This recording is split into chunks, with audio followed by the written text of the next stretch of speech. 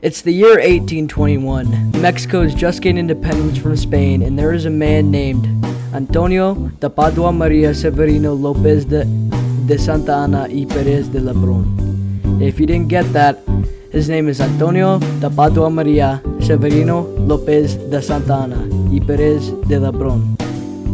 Anyway, he was in charge of a garrison in the city of Veracruz during this time, and he would go on to play a notable role in the fall of the First Mexican Empire, and put in place was the First Mexican Republic, and the creation of the Las Siete Leyes, or in English, the Seven Laws, or in simple terms, the Constitution of 1835.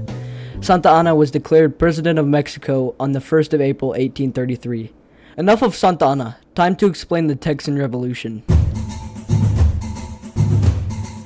In the Mexican state of Coahuila y Tejas. Ahem! After Mexican independence, the Mexican government would promote settling and promises of land, especially to the Americans across the border. So American immigrants flocked to Mexico, seeing the vast swaths of plains and hills that were optimal for raising cattle and cotton. But the problem, and what would become one of the main causes for the eventual Texan Revolution, they brought their slaves along with them. But in 1829, the then president of Mexico, Vicente Guerrero, made a decree that slavery would be abolished, and this angered the Anglo-Americans in Texas, since they wanted to keep their slaves. Fast forward to 1835, and we are going back to Santa Ana. Under the before-mentioned Siete Leyes, the centralist government was established. This meant more and more restrictions were put on the citizens of Mexico, sometimes exclusively about immigration from the U.S. This would anger the Anglo-Texans even more. Texians and volunteers, seeing the actions put on from the Mexican government, would overtake garrisons of Mexican soldiers by December of 1835. And this meant the Texan Revolution was officially underway. Santa Ana, seeing the takeover of Texas by rebels, vowed to retake Texas. His army would enter Texas by mid-February of 1836, and the rebels were unprepared for a fight. General Jose de Urrea led troops on the Goliad campaign up the Texan coast, defeating all Texan troops in his path and executing POWs. Santa Ana would lead a larger army to San Antonio, where the Battle of the Alamo would happen. The Alamo was an undermanned garrison with less than 100 soldiers before the battle. 4 men were claimed to have commanded the entire army, and Colonel James C. Neal, the commander of the Alamo, had requested for more troops and supplies, saying the Alamo wasn't able to withstand a siege for more than 4 days. Sam Houston, one of the men in command, and would also become the president of Texas, would ask for help in gathering supplies, clothing, and ammunition. Instead, he sent James Bowie, the same Bowie that made the Bowie knife. Boom. Well, not named after. Anyway, with 3 men to remove the artillery from the Alamo and destroy it. There wasn't enough necessary draft animals to move the artillery out, so Neal persuaded Bowie that the Alamo had strategic importance and sent a letter to Governor Henry Smith. James Bowie argued, saying, "The salvation of Texas depends in great measure on keeping Bexar." I'm just gonna call it San Antonio for the rest of the video, just so you know. "Out of the hands of the enemy. It serves as a frontier picket guard, and if it were in the possession of Santa Ana, there would be no stronghold to repel him in his march toward the Sabine." Neal would ask for more men, money, rifles, and cannon powder, but few came. William B. Travis arrived in Bexar. I will just call it, like I fucking said, I'm reading the script right now, like I just fucking said. Anyway, with 30 men. On February 3rd, 1836, including David Crockett.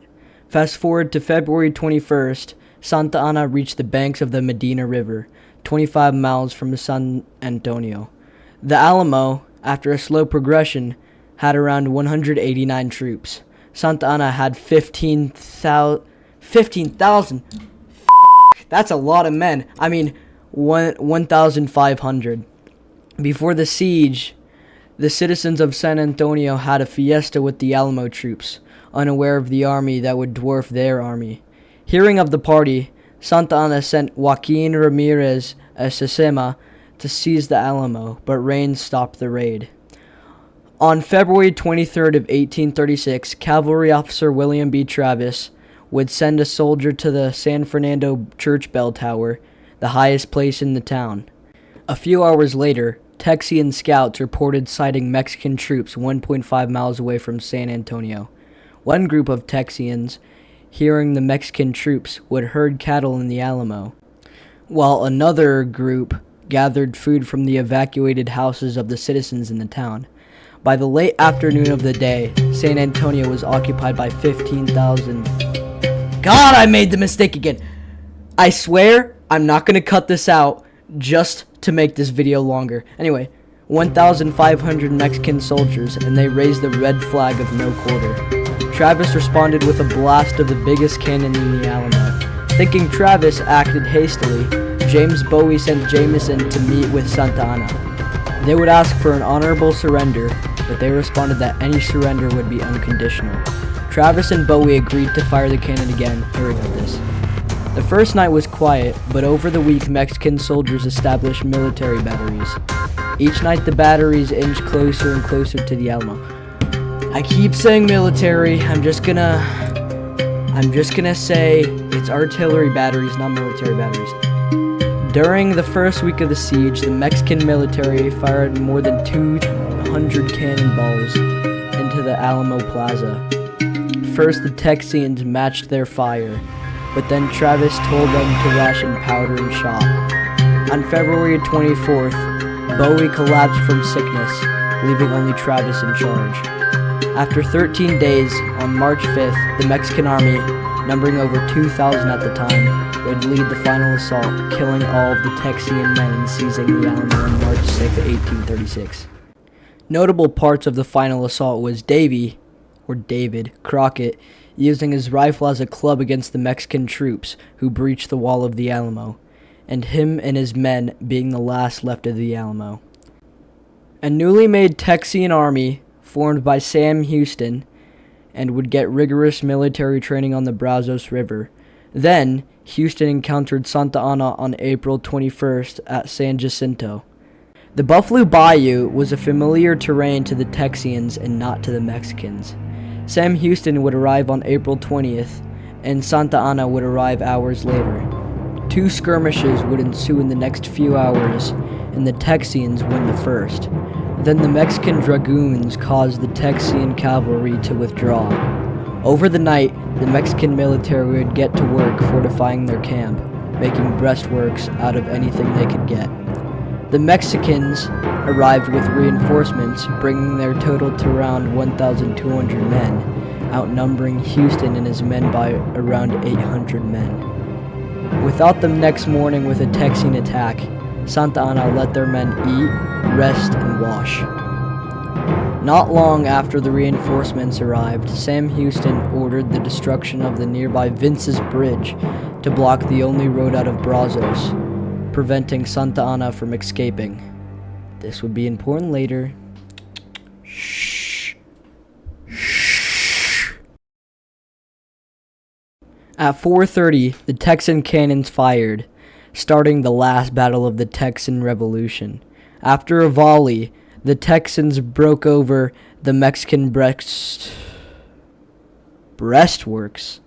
screaming, "Remember the Alamo! Remember Goliad!" The Mexican forces were caught in surprise, and Santa Anna and his generals yelled conflicting orders as the disoriented Mexican forces were overwhelmed.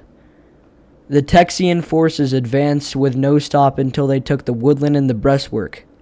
Within 18 minutes of the battle starting, Mexican forces fled for their lives, and the killing lasted for hours. The Mexican bulk of the line would retreat to the marsh and past it, and the Texians shot anything that moved. In the end, 650 Mexicans were killed, and 208 were wounded as 300 were captured, while 11 Texians were killed and fatally wounded, while 30, including Sam Houston, were wounded. Santa Anna was captured the next day and was put before Houston, who was badly wounded from the battle. Texian soldiers gathered around them, ordering for his execution. His plea that his 4,000 men, under Filasola, his reserve, would stay away. Filasola and Urrea would retreat to San Antonio. For weeks after the events of San Jacinto, Santa Anna would negotiate with Houston and his men. This Treaties of Velasco would require that all Mexican troops north of the Rio Grande would withdraw, and private property would be restored and respected. POWs would be released, and Santa Anna would be given a passage to Veracruz. On March 2nd of 1836, the Republic of Texas would gain independence from Mexico and would last around 9 years as a country before joining the United States as a state. Of course, talking about the Texan Revolution, you can't forget about the slavery. In no way was this a good cause of the revolution. I do not condone slavery in any way. Anyway, this was the Texan Revolution. Note. If you're watching this video, I'm so sorry. This is my first take. This is my first YouTube video on this account. Shout out Yurts of Mongolia. Shout out World 7 Design. Go check out their website and their channel. This is literally an offshoot of them. Every take is the first take because I'm too lazy to read over it first. So just get what you get. Laugh at my mistakes, please. Please. But this is an educational video, so take it seriously at the same time. Please. Anyway, see ya.